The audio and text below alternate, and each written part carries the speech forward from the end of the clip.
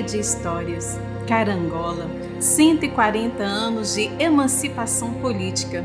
Quem conhece se encanta e se apaixona. É Carangola, narrar sua história através dos nossos casarões e estrutura patrimonial da época do período colonial. É fazer uma viagem no tempo, relembrar a evolução e reviver o sentimento de pertencimento a uma terra acolhedora, onde o vocábulo carangola, que deu nome ao rio e ao município, ainda é uma incógnita possuindo várias versões. Alguns autores acreditam que tal nome tem origem e significado provido da expressão portuguesa cará de Angola, isto é, referência aos indígenas que pintavam o rosto, semelhante a africanos de Angola. Uma outra versão se refere ao cará do Angola, espécie de capim. Surgiram depois que o elemento branco começou a povoar as margens, no século XIX. Em linguagem indígena, com africana, significa diabo velho dos matos, rio que arranha, capim redondo. Outros acreditam que seja de origem africana a região que hoje constitui fronteira entre Costa do Marfim e as repúblicas de Mali. No século XVII, tinha a denominação de cangolas e carangoles. Uma outra, de origem africana, diz dos crentes do candomblé. Existe uma entidade denominada Exu Carangola. Entretanto, de acordo com a versão mais aceita, o nome Carangola é devido ao fato de haver abundância cará, nome comum a várias plantas dioscoreáceas, inhames, no meio do capim Angola, às margens do rio. Na época das cheias, formavam-se grandes ilhas, cobertas de carás em determinadas partes do rio. O cará, pelo fato de estar misturado no capim de Angola, foi chamado de cará Angola. Depois se fundiram pelo uso das duas palavras.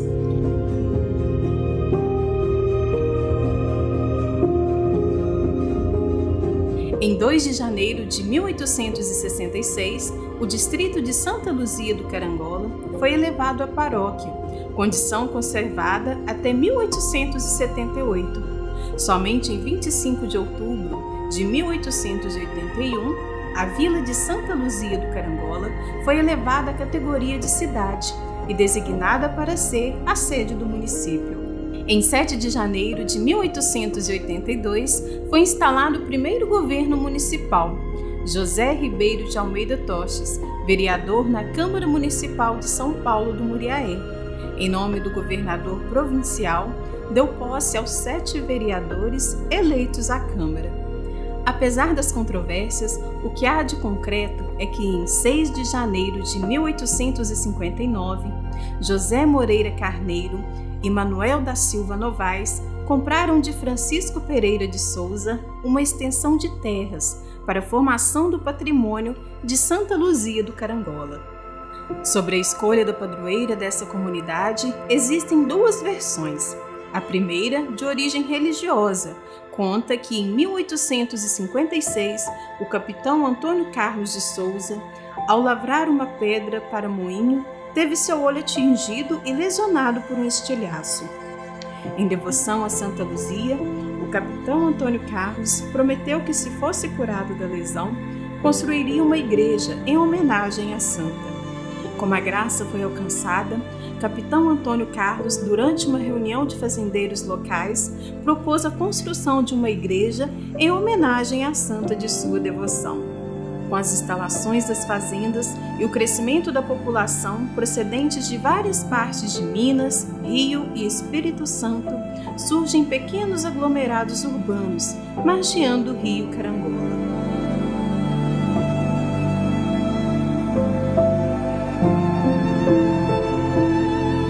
Na década de 1840, novos povoadores chegam à região, formando fazendas e cultivando roças que se destinavam à cultura de subsistência, milho, feijão, mandioca. Até o século XVIII, a região de Carangola, apesar de incluída na jurisdição da Vila do Ribeirão do Carmo, atual Mariana, era interditada à exploração.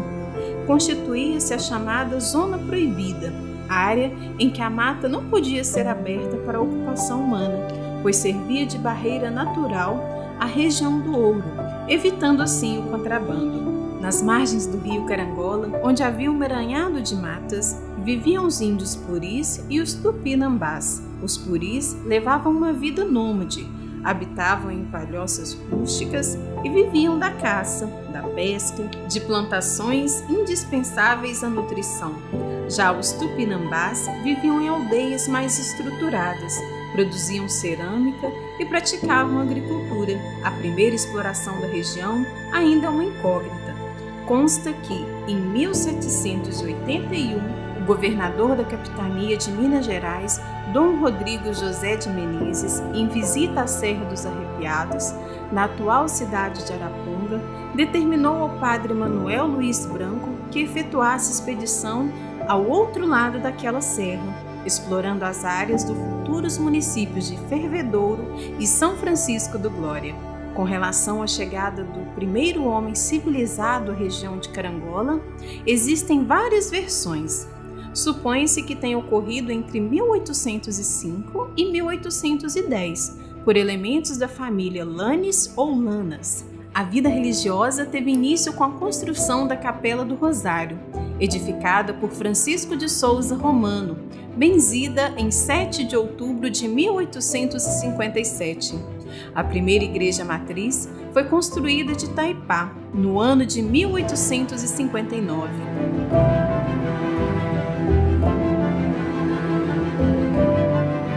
Em 1925, a provisão passou a ser exercida pela Congregação dos Missionários Filhos do Coração Imaculado de Maria, que permaneceram até 1954, sucedidos pela Congregação dos Padres Missionários de Nossa Senhora do Sacramento, Sacramentinos, que permaneceram até 1982. Em 1921, vieram as primeiras freiras da Congregação das Servas de Maria do Brasil, que naquele ano adquiriram a Escola Normal Arthur Bernardes.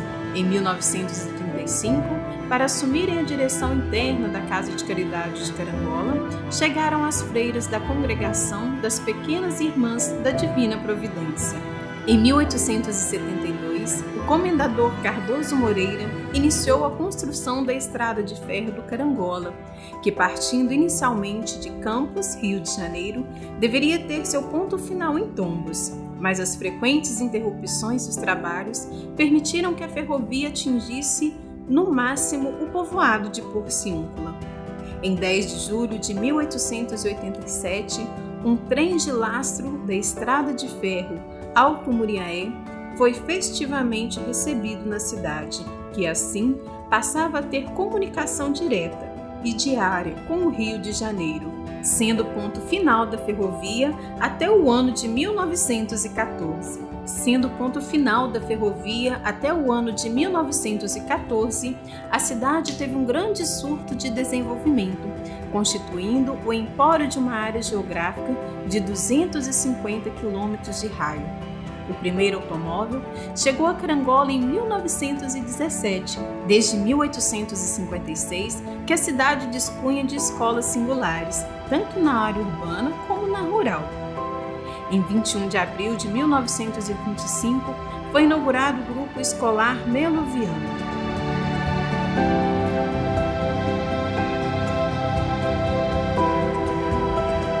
Em 1916, foram lançados os alicerces de um estabelecimento escolar que teria a denominação de Colégio Santa Luzia. A construção só ficou pronta em 1922 e ali se instalou o Ginásio Municipal Carangolense, que durou até 1973, sendo extinto e suas instalações adquiridas pela Fundação Faculdade de Filosofia, Ciências e Letras de Carangola, hoje o Campus Carangola. Tantos locais, tantas lembranças culturais e turísticas que tornam a nossa cidade tão desejada por visitantes. Como não lembrar dos carnavais realizados na Avenida do Samba, Lira 21 de Abril, responsável por muitas auroras ao amanhecer, com cada acorde encantando e emocionando a cada dia o 7 de setembro. Passando por nossas ruas, é possível passar pelos casarões da Rua Pedro de Oliveira, da Rua Santos Dumont, e reviver o passado, através da arquitetura tão detalhada, em meio a tantos prédios que trazem o progresso em conjunto com a história. No turismo, temos avançado constantemente através da divulgação dos nossos patrimônios culturais, trazendo caminhantes, ciclistas e turistas, conhecendo nossa terra, nossas preciosidades, como a Parada General, o caminho até a Estação da Ernestina e nossas fazendas que agregam valores turísticos. E não menos importante, retratamos agora a pérola da nossa cidade, a Capela de São Manuel do Boi. É a mais antiga do município e apresenta estilo arquitetônico original, que remota o período colonial. Um fato interessante da época diz respeito ao uso do espaço da capela pela comunidade. Os homens assistiam às missas pelas laterais da capela, deixando para as mulheres o espaço da nave principal. Na Capela de São Manuel do Boi, as missas são realizadas apenas mensalmente. Na localidade de São Manuel do Boi, não há serviços e equipamento de hospedagem. Além da capela, a comunidade preserva algumas fazendas e casarões antigos.